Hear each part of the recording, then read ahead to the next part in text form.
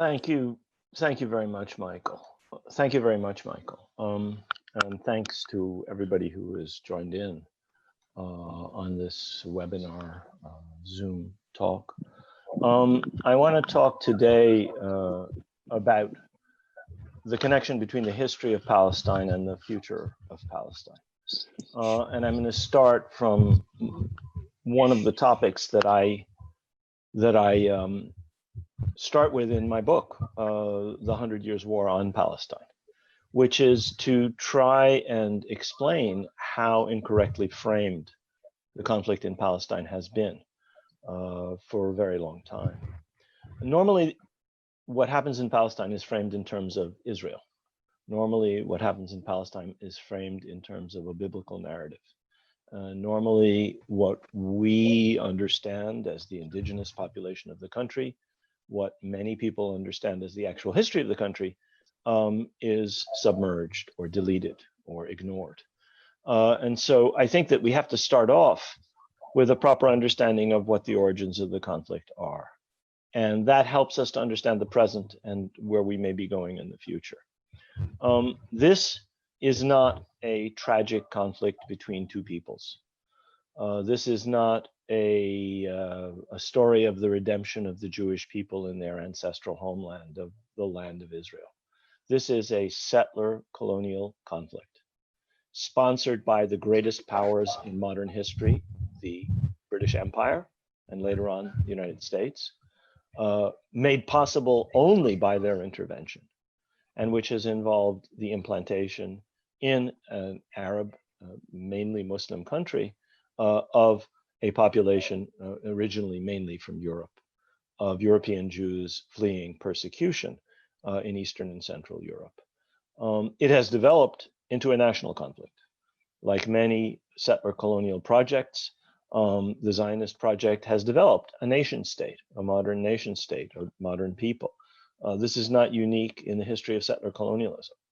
Australia is a settler colonial project which became a national project, a nation state.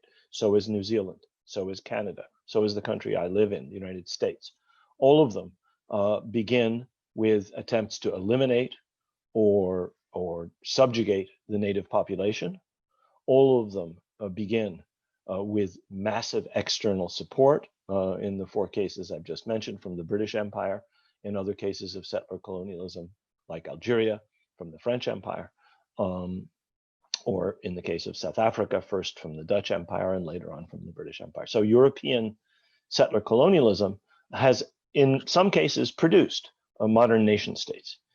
Israel is unique in that the Palestinians, and this is the other part of the title of my book, the book's title is The 100 Years' War on Palestine, a history of settler colonialism and resistance. The Palestinians, unlike some populations, have been much more able to resist.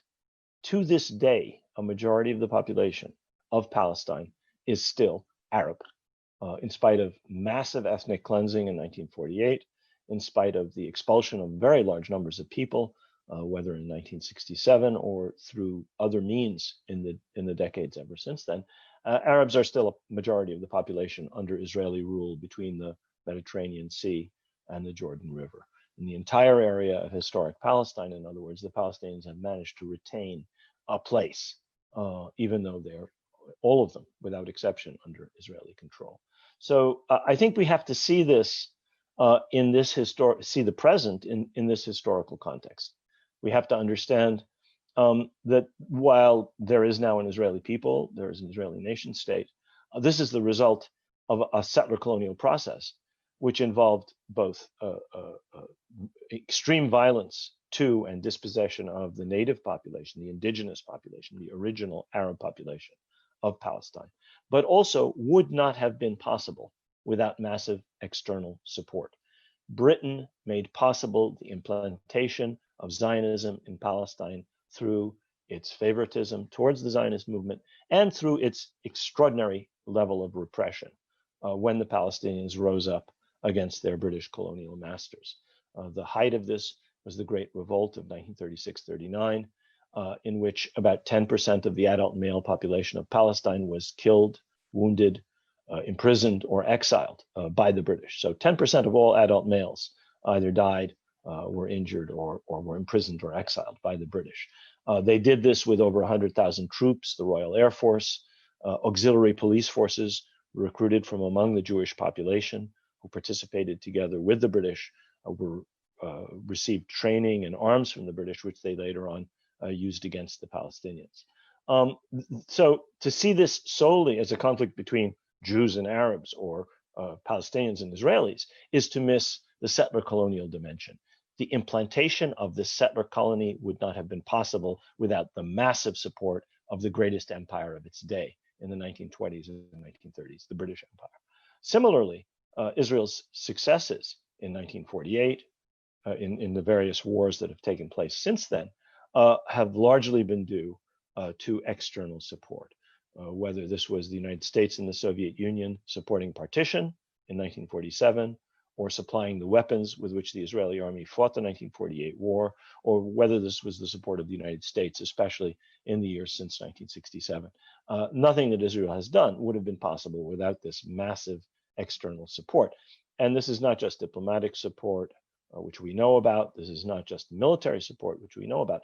This is massive financial support, both direct subventions from the American state to the state of Israel, totaling almost $4 billion a year, by far the largest recipient of US aid in the globe historically, but also private subventions favored by American tax law, which enable settlements to be built, which enable hospitals to be built, which enable a huge infrastructure to be created with billions and billions of dollars of tax-free money raised in the United States in support of this settler colonial project. So this is not simply a conflict between two peoples, though it is in part that. This is not simply a conflict between two national movements, which it also is. I mean, Israel represents a national movement. Zionism represents a national movement. It is also and essentially a settler colonial movement, a settler colonial project, which could not possibly have prospered without the support of external powers. How does that help us to explain the present and the future? It helps us to understand things because without that narrative, we are left with an Israeli narrative. We're left with a narrative of this is a land that historically belongs to the Jewish people. We are left with a narrative which says this is the Zionist project is one not just of redemption, but also of saving the Jewish population, the remnants of the Jewish population of Europe who were not destroyed in the Holocaust, and restoring them. Again, I'm using the terminology of Israel and the Zionist narrative to their ancestral homeland. And once there, they were beset by the irrational, unreasoning, inexplicable hostility of people who simply were animated either by hatred for Jews or by blind barbarism or whatever. A variety of racist explanations are given for the natural, understandable resistance of the Palestinians to their own dispossession. And that is really the story, settler colonial implantation and resistance to that. And that is what has been going on, not just in the 1920s, 30s, 40s, but ever since. And that is what is going on today. Through a variety of means, the Palestinians are resisting an ongoing process of colonization. Colonization didn't end with the establishment of the state of Israel. It went forward inside Israel in the decades after 1948 as land was seized from its Arab owners, whether they had been driven out of the country in 1948 or they remained inside the country as citizens of Israel under a system of martial law. Palestinian citizens of the state of Israel, who today are almost 2 million people, in those days were under 200,000 people, in most cases were deprived of their lands. That land was then given to new Jewish settlers. This was colonization. It's the same thing as happened in Kenya, South Africa, North America, Australia, or Algeria. The indigenous population is deprived of its resources, deprived of its land. That land is given to new European settlers. It's actually the same process that happened in Ireland, which is Britain's oldest settler colony. And so I think we can learn a great deal from the history of settler colonialism broadly written when we look at Palestine. So this process then continued after 1967. as having colonized the areas that Israel expanded to in the 1948 war, it then continued that same process in the territories that it occupied during the 1967 war, whether the Syrian Golan Heights or, for a time, the Gaza Strip, where a large number of colonies were established and later uprooted by the Israelis themselves, and most importantly, in the area of Jerusalem and the West Bank, areas occupied in 1967, and which have been the primary focus of Israeli colonization efforts ever since the 67 war. And that is a process, as I've said, and which we all know, is still ongoing to this day. And I think that is the process that has to be understood. So this is in a certain sense, the last classical European colonizing project. It has a national aspect. I mean, Israel is doing this. It's not Europeans doing it, but it fits the pattern of classic European colonization efforts. And the people who have always dominated the Zionist movement, in fact, originated from Europe, mainly Eastern and Central Europe. And they brought with them European ideas about inferior non-European peoples. They brought with them European ideas about how to organize a state, and they brought with them European ideas about how a colonial project develops. None of this, in fact, is terribly new. Anybody who studied the writings of the earliest leaders of the Zionist movement, whether Theodor Herzl himself, whether Chaim Weizmann, who became the first president of the State of Israel, whether Zev Jabotinsky, who is the founder of the intellectual current that has inspired leaders of Israel since the Likud party took over and became the dominant political force in Israel in 1977. Whether Jabotinsky or Weizmann or Herzl, all of them unabashedly talked about the Zionist movement as a settler colonial movement. Jabotinsky was the most blunt and the most public in talking about this. And they made no bones. We have to displace the existing population. We can't create a Jewish state in an Arab land, and land overwhelmingly populated by Arabs, unless we figure out some way to supplant them, to replace them, not only to bring in more settlers, but also to remove as much as possible of the indigenous population. And that is still the core logic of the State of Israel and of Zionism, to supplant and replace Palestine with Israel, Palestinians with Israelis. Legal means of various sort, questionably legal, of course, but under Israeli law legal, are used to deprive people of citizenship, to exile people, to make their life so miserable, so difficult that they're forced to leave. So when actual ethnic cleansing is not possible, as happened in 1948, when large-scale expulsion is not possible, as happened in the wake of the 1967 war, people are forced to leave by economic, legal, and other means. Deprivation of residency status, denying people who had lived there before re-entry into Israel. And of course, re-entry into any part of Palestine is subject to Israel's control. Israel controls the entirety of historic Palestine. You don't go into the West Bank through Palestine. You don't go into Palestine, that is to say, the areas of the West Bank that still have a predominantly Palestinian population, through some entry point controlled by Palestinians. Everything is controlled by the State of Israel. All entry by air, by sea, by land is controlled by the State of Israel. There is one sovereign since 1967 in the entirety of Palestine, and that sovereign is the Israeli state.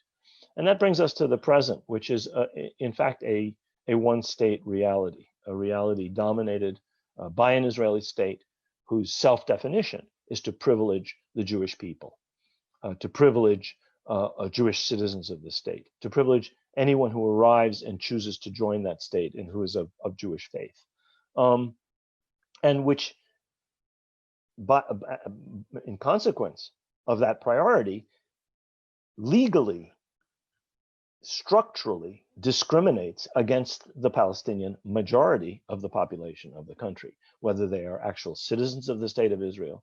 There are 50 or 60 laws which discriminate against Israeli citizens who happen to be Palestinian Arabs, or whether they are the almost 5 million Palestinians who live under military occupation in the West Bank and the Gaza Strip. All of them have absolutely no rights. All decisions are made for them by the military authorities who control entry and exit to the Gaza Strip and directly control the West Bank. That leads us to the question about what possible future can we foresee, given this one-state reality, given the systematic efforts by Israel since 1967 to colonize, settle, and annex as much as possible of the West Bank. For many, many years, the Palestine Liberation Organization argued for a single democratic state in the entirety of Palestine, including all Jews, all Muslims, all Christians, the idea being that everyone would have citizenship. It then moved to the idea for a Palestinian state on the 22% of Palestine, which was remained unoccupied until 1967, the West Bank, the Gaza Strip, and occupied Arab East Jerusalem. That two-state approach was then adopted by most of the international community.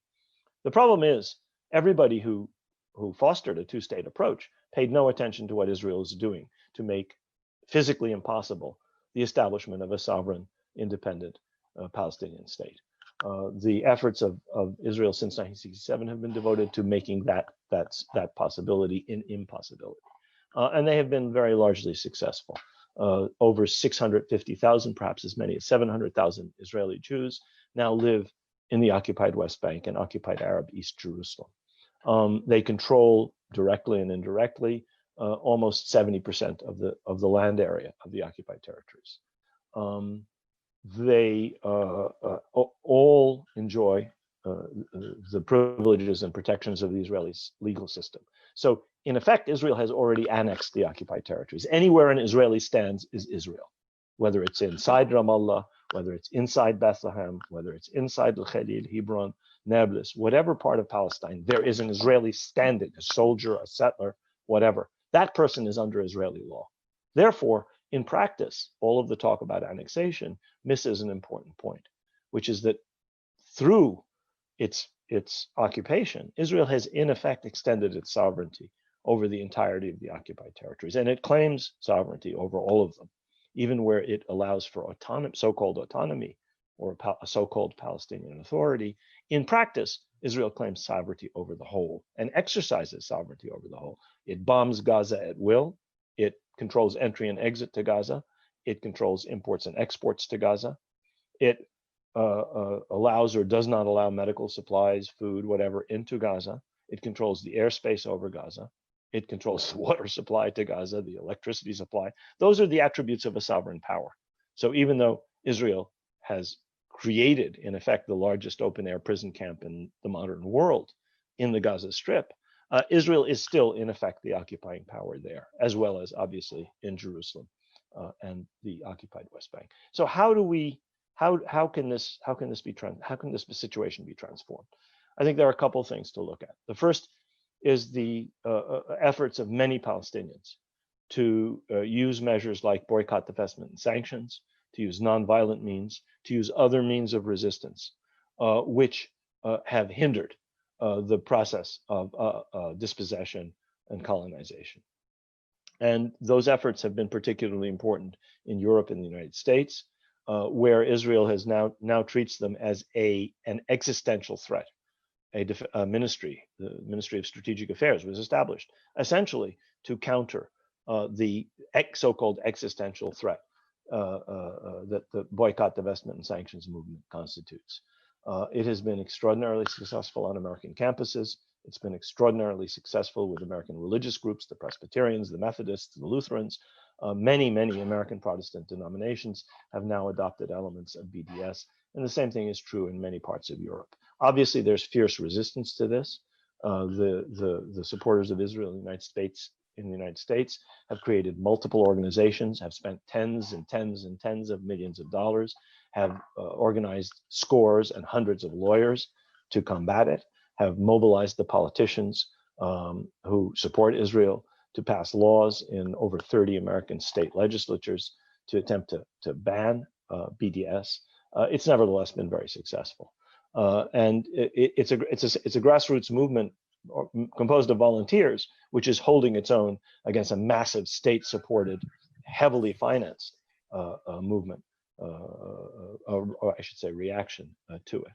Another point I think to remember in thinking about the future is that this project never was completely independent. It always depended on an external metropole. Herzl, Theodor Herzl, the founder of the Zionist movement, spent his entire career going from capital to capital in Europe, going to Istanbul, going to Paris, going to London, going to Berlin, to try and get the external support that he understood was absolutely vital, was in fact the precondition for the success of this movement. Every Zionist leader since Herzl, right down to the current leadership, Netanyahu, every single one of them has understood the vital importance of external support to the survival and success of this project. They understand perfectly well that without this support, this project cannot be a success. And that is at the same time a point of vulnerability for it. That's why efforts in the United States, in Europe, in the rest of the world, in the Islamic world, in the Arab world, are absolutely essential. Unfortunately, because of the weaknesses of Palestinian leadership, all of it across the board, from Gaza to Ramallah and back, there is almost no effort on an official level to speak to these constituencies, which are vital to the continued success of the Zionist project. In its heyday, the PLO was relatively successful in the 1960s and 70s in appealing to world public opinion and appealing to Arab public opinion, Islamic public opinion. Unfortunately, it's been left to civil society to do this work. And it's BDS and other efforts by Students for Justice in Palestine in the United States, a loose network of students, are among the civil society institutions that have been very successful in putting the Palestinian case. And that is a source of, in fact, in my view, optimism, because the discourse is beginning to change in the United States, inside the Democratic Party in particular, among liberal churches, unions, and so forth. There is beginning to be a responsiveness to the human rights aspects of the Palestine question and increasing criticism of Israel's policies and practices. And this is extremely encouraging, I think, and is a source, should be a source of optimism for us. Let me conclude by saying that it's really important that people across the world properly understand this conflict in its historical and present dimensions in order to figure out how to create a better future. We can't start talking about the present and the future without understanding how we got to where we are. That doesn't mean we have to bury ourselves in history, but it means we have to know something about the history. It also means that we have to understand the failures and the successes of the Palestinian national movement, the ways in which it achieved support from external forces and the ways in which it failed to do so, or in the ways in which the Zionist movement or the State of Israel have been successful in obtaining external support. Those lessons from the past should be guides to how we try to navigate things in the future. I don't think that it's possible. Obviously, I'm a historian. I'm someone who believes in the importance and the value of history. I don't think it's impossible. I don't think it's possible to talk properly about the present or to think in any way about the future without having some kind of serious grasp of how things developed in the past. I hope that other people will agree with this, because I think that the key to figuring out a proper approach to the liberation of Palestine, the liberation not just of Palestine and Palestinians, but also of Israelis from the current situation where they are oppressors and dominators and live in constant state of insecurity because of their own actions, because of their own behavior as a settler colonial, as part of a settler colonial project. The settler never sleeps easy, whether in South Africa or Algeria or Kenya, until the complete defeat, subjugation, or elimination of the indigenous population. That has not happened in Palestine. Inshallah, it won't happen in Palestine. Palestinians not only are more than half of the population of the area under Israeli control, there are several million of us outside of Palestine who are still involved in this effort to liberate Palestine, and Israel cannot ignore them, and that's why they don't sleep easy, and that's why they're insecure. So creating a future in which there is complete equality between all citizens, whether they're Jewish or Muslim or Christian, where there's a measure of justice, where some of the injustices of the past have been made up for.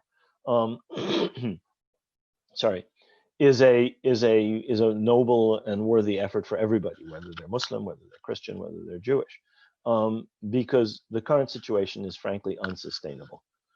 This is a 19th century colonial movement, Zionism, which has persisted into the 21st century. There are no other similar colonial situations. The Irish were the first to liberate themselves from colonial control. Other peoples liberated themselves in the wake of World War II. This is one of the last remaining cases. It is an anomaly. It is unsustainable.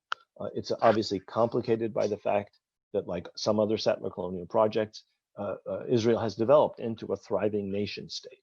But that doesn't conceal the settler colonial roots of this conflict, nor does it resolve the problems that were created by the way in which Israel was created in the place in which it was created, which was the land of Palestine inhabited by Palestinian Muslims and Christians, and Jews, in fact.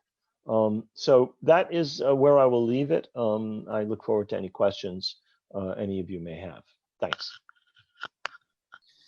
Thank you very much, Professor, for that illuminating discussion. Just before we get to the discussion here, again, just remind those who do have questions, you can either type in your question in the chat box on the application itself, or you can use the raise hand function, and we'll get to you in order of sequence here. So I'll start us off here. You spoke a little bit about this idea of competing narratives, and if we're not aware of the past and how things got to where they are, what we're left with is the Israeli narrative. And part of this narrative, of course, that we're telling is this idea of a settler colonial project. I'm wondering if you can speak to some of the challenges of advancing that narrative in places like the United States, in Canada, aside from the very clear political blockages that exist, but of advancing that narrative amongst the society, and how this idea of a settler colonial project can resonate in states that ultimately, historically themselves, are based on a settler colonial project as well. Well, that's a good question, and I think the settler colonial origins of countries like the United States, Canada, Australia, and New Zealand may, in some respects, make it harder to explain and make understandable the settler colonial origins of the Palestine question. But on the one hand, a lot of progress has already been made on the academic front. When I was a student many years ago, it was almost impossible to find literature on Palestine that did not reflect the Zionist narrative, that wasn't Israeli centered, or that was not focused on the biblical narrative. It was almost impossible. There were very few such books. Today, it's almost impossible not to find books that in one way or another reflect a balanced, objective, and in many cases, very sympathetic view, not just of the Palestinian narrative, but of larger processes having to do with settler colonialism, for example, as they apply to Palestine. The literature today is rich with examples, dozens and scores and hundreds, literally, of monographs. The Institute for Palestine Studies publishes a journal, the Journal of Palestine Studies. We have hundreds of thousands of downloads of articles from the Journal of Palestine Studies annually, mainly by students and scholars. And that's a resource that wasn't available 30 or 40 or 50 years ago, and that today is not only available, but is used. So that's the first point, that at least in terms of academia, Anglo-American, if you want, academia of the United States, Canada, Australia, New Zealand, and Britain, and to a certain extent also France and some other countries in Europe, there is now accessible a body of literature which enables people to find out about things without being obliged to resort to the straitjacket of the Israeli narrative. The second thing to say is that, especially in the United States, in recent years, and especially in recent months, the awakening to systemic racism, the awakening to the oppression of the Black population of the United States, and linked to it a greater understanding of the plight of Native Americans and what they have been subjected to, has, I think, enabled people to understand linkages, especially Black Americans, Native Americans, and also other minority populations, but ordinary white people as well, ordinary American citizens who are not members of minorities, including especially young people in the Jewish community. This awakening in the United States to systemic racism, to the pillar of slavery and the pillar of dispossession and elimination of the Native population, which are among the bases of the foundations, if you want, of the creation of this specific settler colonial project. Those things have made it possible for people to understand Palestine in terms of settler colonialism in ways that were not necessarily the case before that. And I think you have in Australia and in Canada, to a lesser extent, an awakening to, in the case of Australia, what was done to the Aboriginal population. In the case of Canada, what was done to the First Nations, and of the settler colonial origins of each of these modern nation states, such that understanding that Palestine, in fact, was a similar case is a little bit easier. You spoke as well to this idea of foreign power support for settler colonial projects and how it's absolutely crucial. And in fact, there is no way that they could take place without such support. In the current sort of geopolitical context in the Middle East, with some argue U.S. decline, others argue U.S. withdrawal, but in any case, sort of pulling back from the region, how do you see the situation in that case unfolding for the Israeli state? Are they going to be looking for other means of external support? Do their relationships, for example, with some of the Gulf states sort of extend to part of this project? Or what do you think we're looking at here in terms of Israeli sort of search for external support moving forward? Well, on the one hand, as I said, every Israeli leader has always been extraordinarily sensitive to the imperative to have external support for this project to be successful.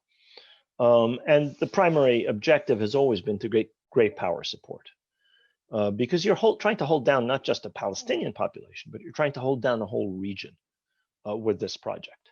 And that requires massive external support. However, Israeli leaders, in many cases, with their origins in Western Europe or the United States. I mean, Netanyahu lived in the United States much of his early life.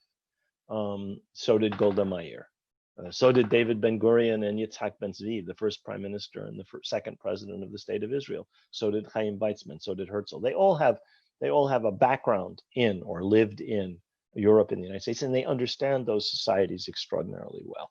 And they're able to appeal to them and speak to them in their language as people who have the same background in a certain respect.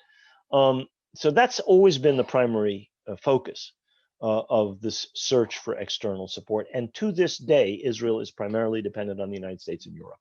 Israel's major trading partner is the EU. It receives massive support from Europe and psychological support from Europe in the form of the Eurovision Song Contest, in the form of Israeli football teams being part of European leagues. To the Israelis, psychologically, these are very, very important connections, and the economic connection is extraordinarily important.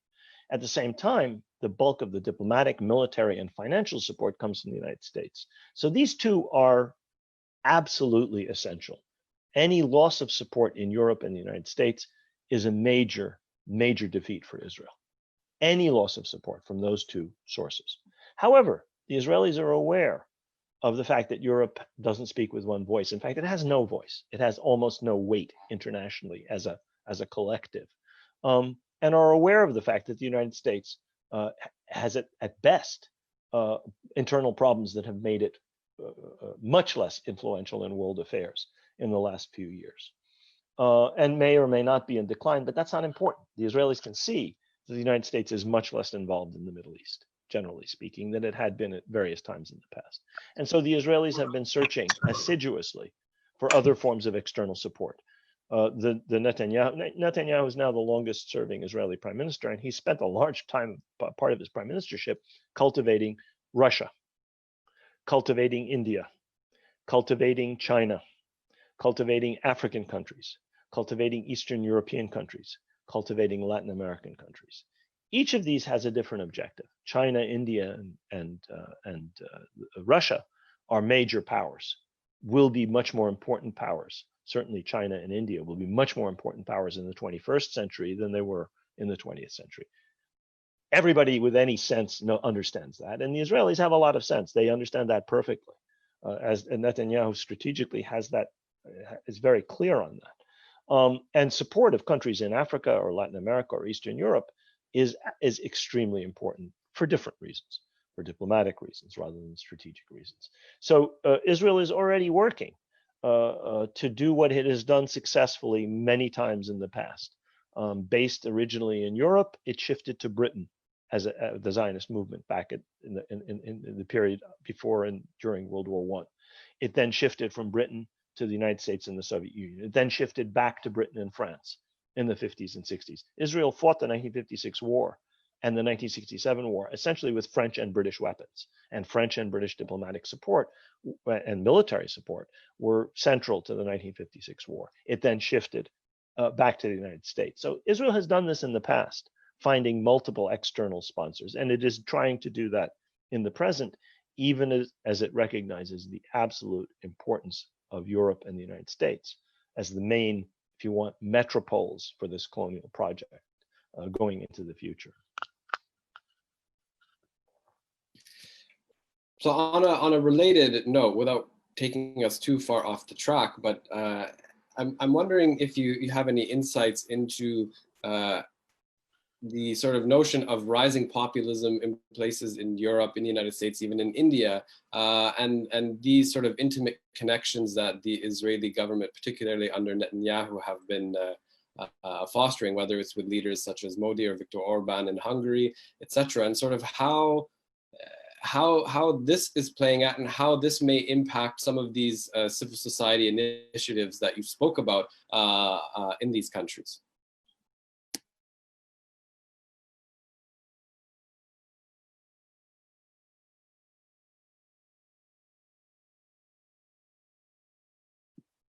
I believe you're still on mute, Professor. There we go. Yeah, I tried to unmute. It told me you had muted me. Not a problem now. Yeah, that is actually a very good question.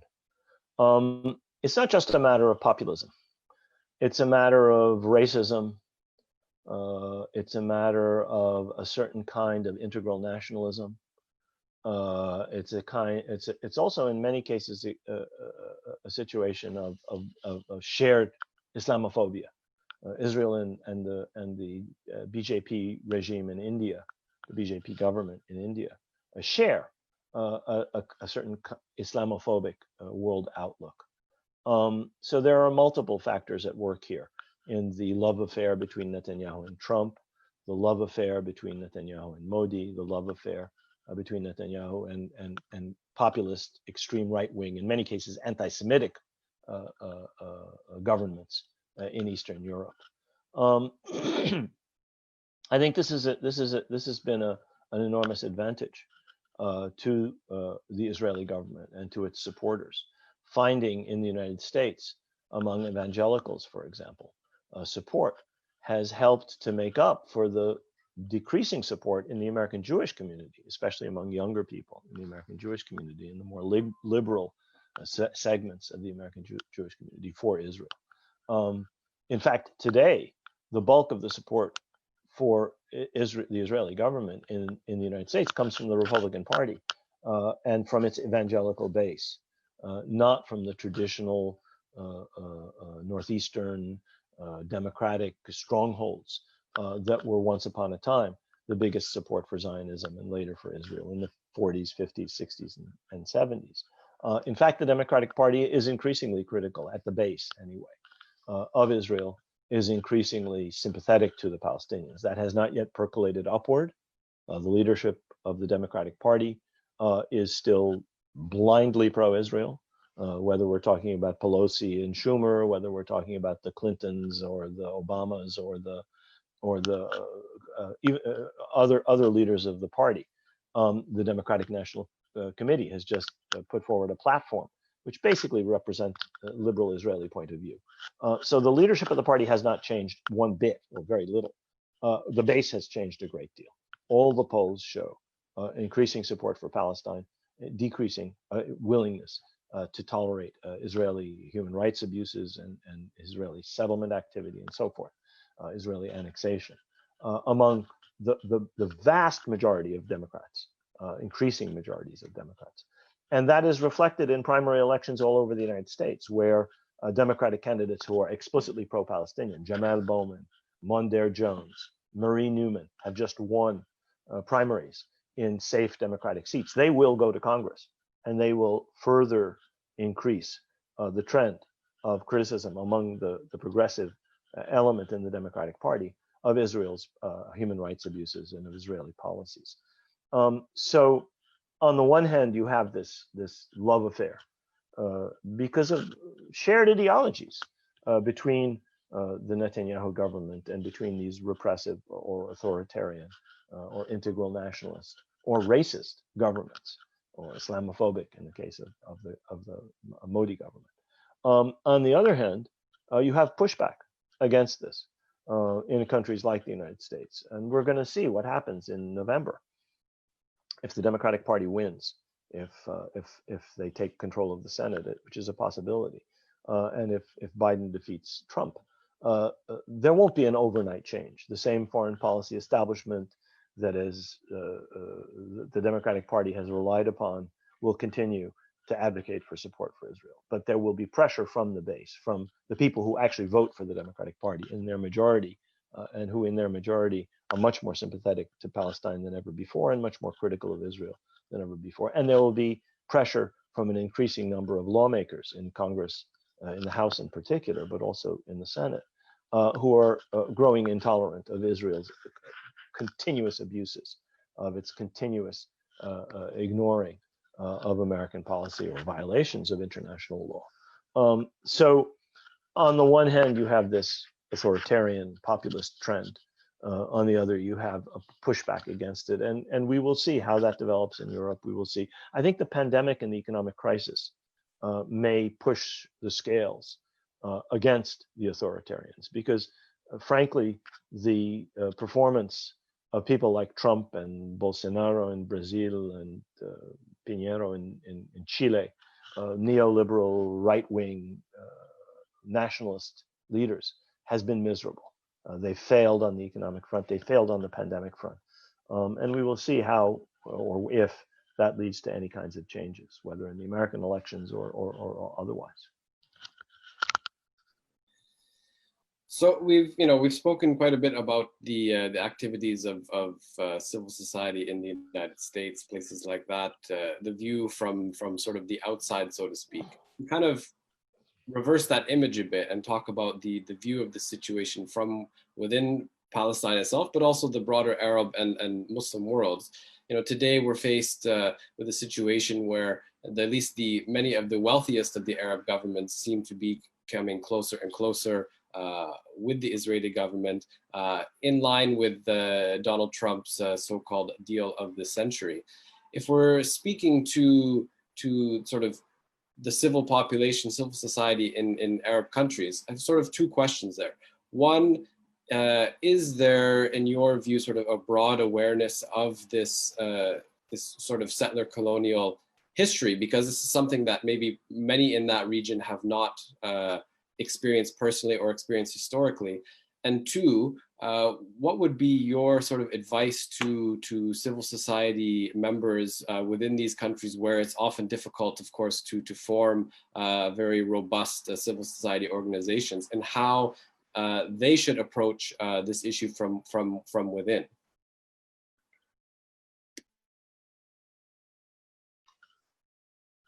You have to unmute me, Michael. Thank you. That's a really good question. The situation of the Arab world is a particular one, because everywhere else in the world, without exception, Latin America, Eastern Europe, Africa, South Asia, East Asia, Southeast Asia, there has been, generally speaking, a process of democratization, from authoritarian governments in South Korea to Chile, from Eastern Europe to parts of Africa. Over the last several decades, there has been a process of democratization. Democracy, with all its flaws, with all its corruption, with all of its issues, producing sometimes very bad governments, sometimes better governments. But authoritarian or communist or military regimes have been replaced in most parts of the world, in most countries, with more democratic regimes. In the Arab world, and the Arab world is the sole exception. The only region of the world where this has not happened, where only a very, very few countries enjoy any elements of democracy. So for civil society to express itself in a country like Egypt, which has a jackboot military dictatorship, or in many countries of the Gulf, which have the most absolute monarchies on earth. In fact, some of the most absolute monarchies in history. You can compare them to Henry VIII, or you can compare them to Louis XIV, and you'll find that some of the Gulf monarchies are even more absolute, even more centralized, even more controlled than even the great absolute monarchies of European history. In those circumstances where reaction and anti-democratic sentiment has been supported by the multi-billion-dollar efforts of the Gulf countries, civil society operates in very dangerous and tenuous circumstances, and any form of opposition operates in dangerous and tenuous circumstances. Even in those countries that have elements of democracy, Morocco or Jordan, the system is rigged. But there are some margins. There's some elements of freedom of the press, some elements of freedom of political party association. In others, it's completely impossible. And the waves of democratization that started in 2011, and which produced only one democracy in the case of Tunisia, and which have started again in the last year or so in countries like Algeria, Sudan, Iraq, and Lebanon, have not yet been successful. So it's very difficult for civil society or for any opposition forces to oppose the regimes, which by their nature as authoritarian regimes do not rely on popular support and do not therefore have legitimacy, and who therefore rely either on bribery or repression to maintain control. In those circumstances, it's really important not to fall into a trap that many Western observers fall into of saying, there is an Arab rapprochement with Israel. There's not an Arab rapprochement with Israel. The figures that the Arab Center in Qatar has produced regularly of public opinion in the Arab world shows that the Arabs, as far as public opinion polls show, are still supportive of the Palestine cause and highly critical of Israel. The people, as far as those surveys indicate, have not really changed. What has changed is that the governments are more and more bold-faced, more and more unashamed of obtaining support from Israel, of establishing relationships with Israel, partly because they have no legitimacy. They are terrified of their own peoples. They are only in power in part because of external support, and they hope that Israel can provide that external support, or they hope that through being buddy-buddy with Israel, they can increase American support for their unpopular, illegitimate, undemocratic regimes. This is the case in Egypt and many of the Gulf countries. We know this. Now, this has all kinds of implications for the Palestinians and for people who support the Palestinians. It means it's a little harder to do so. In Egypt, they've thrown people who are involved in the BDS movement in jail, claiming that they support the opposition, which is complete nonsense. What they're doing is repressing activity or scaring people to cease activity in support of the Palestine cause. And that is an example of the kinds of dangers that people face in these autocratic or absolute autocratic regimes or in these absolute monarchies. Now, I think part of the problem also resides with the Palestinians, because Palestinian leadership has done a miserable job for several decades, certainly since the 70s or the 80s, of speaking to Arab public opinion over the heads of the repressive regimes that dominate the Arab world. in the 60s and 70s, the PLO, the Palestinian National Movement, did a very good job of appealing over the heads of the governments to public opinion, and managed to get enormous Arab popular support, forcing governments, in many cases, unrepresentative, undemocratic, repressive governments, to support the Palestine cause because they were afraid of their own people who were worked up about Palestine. And this is something that the Palestinians need to do. Palestinian civil society can only do so much. It has to be done on a much broader, more systematic basis, and it's one of many, many failures of the entirely bankrupt current leadership of the Palestine National Movement, which needs to be completely renovated and changed, in my view. I think that the first circle around Palestine, which is the Arab circle, is one that's critically important. And I think it's very, very important that the efforts be made to speak to the Arab world. And then the second circle would be the Islamic world. And the same thing holds true. Much more effective efforts were directed at the Muslim world in the 60s and 70s and into the 80s than have been in the last 2 or 3 decades. And that's also finally true with speaking to the rest of the world. The United States, Europe, Latin America, and so forth, which, I mean, there essentially is no real diplomacy. There's no public diplomacy. There's no information carried out by the official leaderships, whether in Ramallah or Gaza.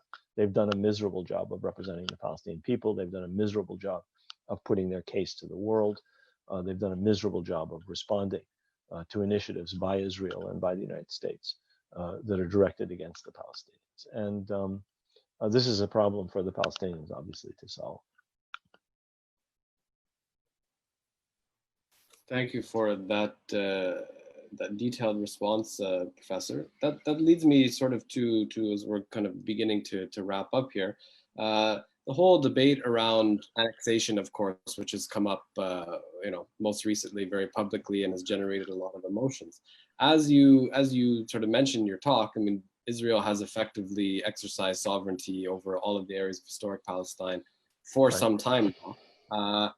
So it's a two-part question of this. How, if annexation moves forward, how would this actually, or would it change anything on the ground? And the second part of that is the whole sort of discussion around annexation.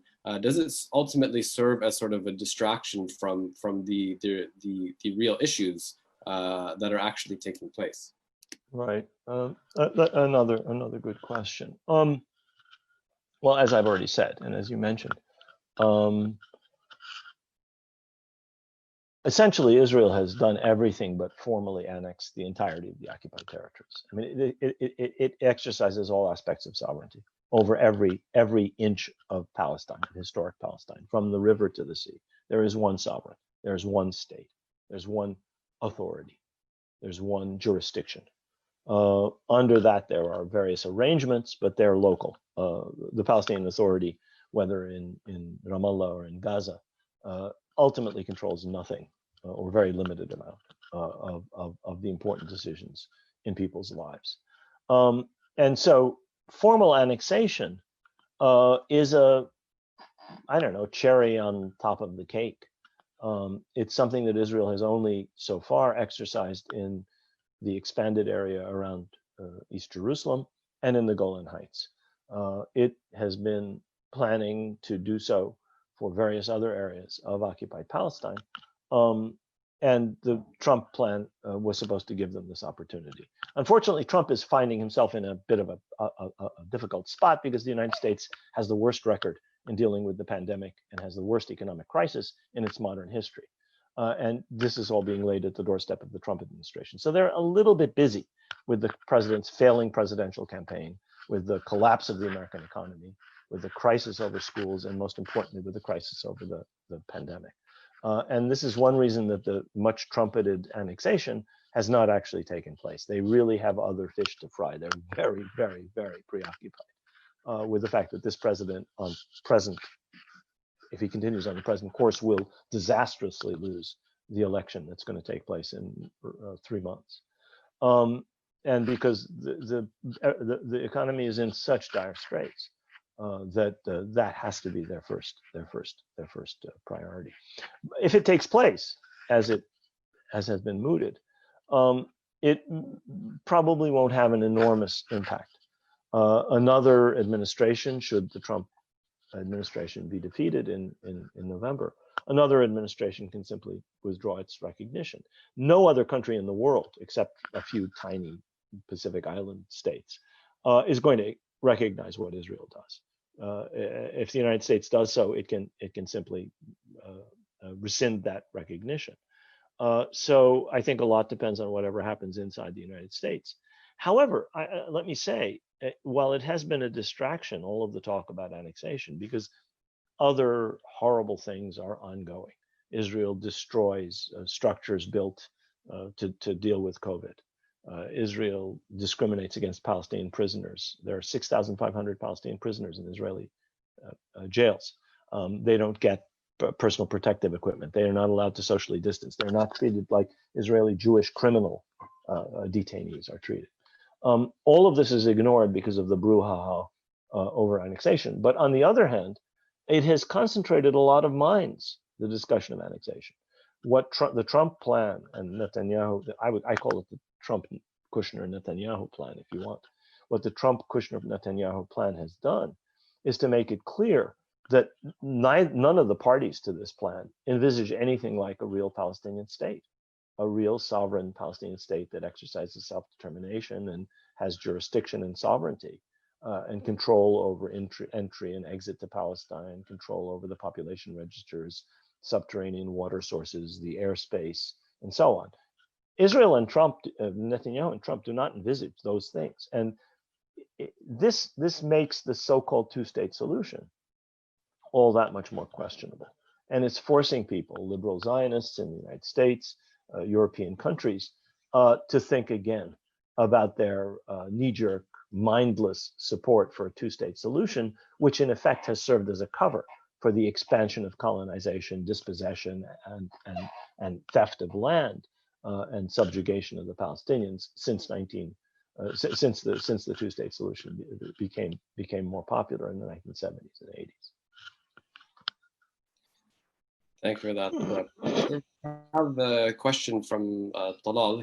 He'll intervene here and ask his question, and then we can move to wrapping after that. So Talal, go ahead, please, with your question. Yes, thank you, Michael. Thank you very much, Professor Rashid. It was a pleasure hearing your insightful take on the question of relating the history of Palestine to its future, with all the nuances that you've mentioned. And I cannot but think of the two circles you've highlighted later on, or just now. The two circles around Palestine. One is the Arab countries, or the Arab circle, and then the second being the Muslim countries, or the Muslim circle. And today there's a lot of youth in those countries that are faced with significant challenges. Some of the Arab countries are failed states. Today there's significant challenges, be it economic, unemployment, authoritarianism, etc. Or others are facing external challenges and internal, like the one in Turkey. You could see those in Muslim majority countries in Asia, in Pakistan, Bangladesh, Malaysia, etc. So when one puts the question of Palestine, which should not be a matter of solidarity in this case for those two circles, but a matter of a cause where responsibility exists, that is much beyond even the question of solidarity, how can they, or us as youth in this region, the Muslim majority countries or the Arab world, view history and learn from history in order to really shape the present or influence the present, to continue to position Palestine at the center of the policy making, at the center of the memory, the collective memory that is present now. And how can we do that in spite of all the challenges that those countries are facing? And how can we basically use the history, lessons of history, as you've related history, to really determine the future? And here your insight, I would think, would not be only as someone who's an expert on Palestine, who's really a renowned Palestinian historian, but as simply a historian with insight, who could really give a piece of advice for youth who are thinking about the future and they would want an insightful advice from someone like you. Over to you. Thank you, Well, that's a good question, Tara. Thank you. I think one way that this can be put to people in the immediate circle, the Arab countries, or the circle of Muslim majority countries immediately surrounding that circle, is to see this in terms of two issues: self-interest and a shared opposition to colonialism or external control. These are countries, with only a few exceptions, that have been subject to direct European colonial control. Turkey and Iran never were subjected to direct external control, though they suffered from indirect European imperial efforts. But all countries outside of Europe have struggled with colonialism and with external control. So they should see the Palestine struggle as one that's linked to their own histories, to their own efforts to free themselves from European or imperial control, whether this is the control of Britain and France, or later on the Soviet Union and the United States. These countries have had to struggle against such interference in their affairs, in some cases against colonialism, settler colonialism, in the case of Algeria, settler colonialism. And that's true of South Asia, obviously. That's true of Southeast Asia as well. All of these countries suffered from European colonial rule, whether Indonesia, whether Malaysia, whether India, Pakistan, Bangladesh. So that's the first basis on which I think it can be argued that a case can be made by young people who are trying to increase the support of people in the Arab world and in the Muslim world.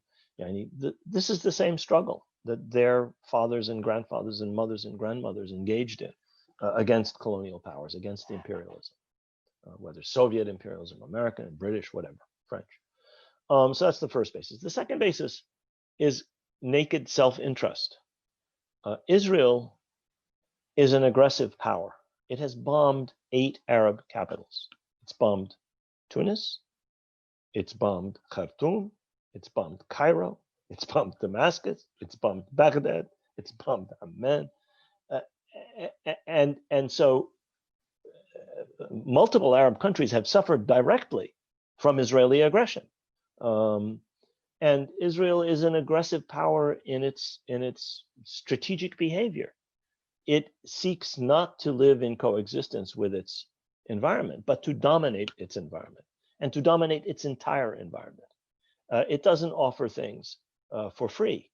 When it offers air defenses, for example, to some Gulf countries, when it offers anti-missile defenses to some Gulf countries, it does so in a way that keeps the keys and the control in Israel's hands. This is an indirect form of domination. These are weak countries whose regimes are illegitimate, who have no democratic support, who rely on suppressing their populations, and those regimes think that with Israeli support they can maintain their positions. And in so doing, what they're doing is giving away the keys of the kingdom, as it were, to an aggressive hegemonic power in the region. So I would argue that self-interest, and this is something that I think is understood by many Arab countries and many Muslim countries, by Turkey, by Iran, by public opinion in these countries, not just by their governments, and by many other countries in the immediate region and farther afield. Israel is not a benevolent neighbor. Israel is not a country that seeks to live in peaceful coexistence. It seeks to dominate its environment, and not just its immediate environment, a much farther reach. It has the capacity to reach several thousand miles because of its nuclear power, because of its extraordinarily powerful air force and navy, which carries presumably nuclear weapons in submarines. It can reach very, very far, probably as far as Pakistan. Undoubtedly as far as Pakistan, and undoubtedly as far as Western Africa and well into Central Africa. It's already carried out an operation in Uganda many years ago, 30, 40 years ago. So I think that's a second basis on which people can be mobilized. Naked self-interest. Do you really? I mean, we've liberated ourselves in the Arab world and the Muslim world to some extent from European control or external control by the United States, Soviet, whatever. And here we are in a situation where this regional hegemon has a level of levers over us. I don't think that's a desirable situation. So those are arguments that I would make beyond simple solidarity or sentiment in terms of why people should see the Palestine issue as their issue. Why they should see transforming Palestine from a country where one people dominates another to a place where there is actual coexistence between both peoples and people of all religions, and where justice has prevailed, and where the situation is sustainable instead of fragile and volatile and dangerous as it is today.